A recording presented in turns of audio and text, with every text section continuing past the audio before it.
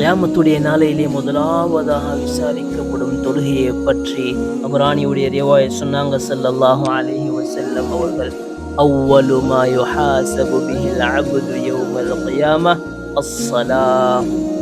கியாமத்துடைய நாளிலே முதலாவதாக தொழுகையை பற்றி விசாரிக்கப்படும். ஃபஇன் ஸலுஹத் ஸலுஹ ஸாயிரு அமலிஹ்.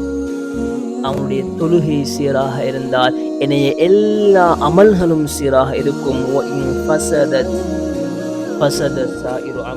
அவனுடைய தொழுகை சீர்கெட்டிருந்தால் ஏனைய எல்லா அமல்களும் சீர்கெட்டு இருக்கும்.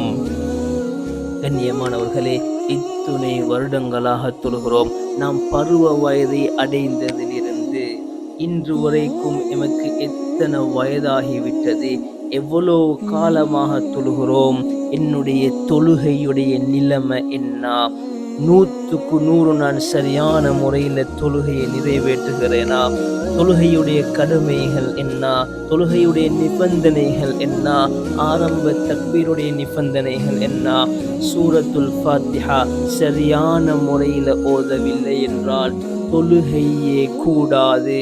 அவ்வாறு இருக்க என்னுடைய சூரத்துல் ஃபாத்திஹாவுடைய நிலைமை என்ன, ருக்கு எந்த நிலைமையில் செய்ய வேண்டும், சுஜூதை எந்த முறையில் செய்ய வேண்டும், நியத்து எப்படி வைக்க வேண்டும், எந்த கட்டத்தில் நியத்து வைக்க வேண்டும், நியத்து வைக்கக்கூடிய சந்தர்ப்பத்திலே என்னென்ன விடயங்கள் உள்ளடங்க வேண்டும், தொழுகையை முறிக்கக்கூடிய காரியங்கள் என்ன, இவைகள் எனக்கு தெரியுமா, அல்லது ஏதாவது ஒரு ஆலிமிடம் சென்று நான் இதை படிச்சு கொண்டேனா?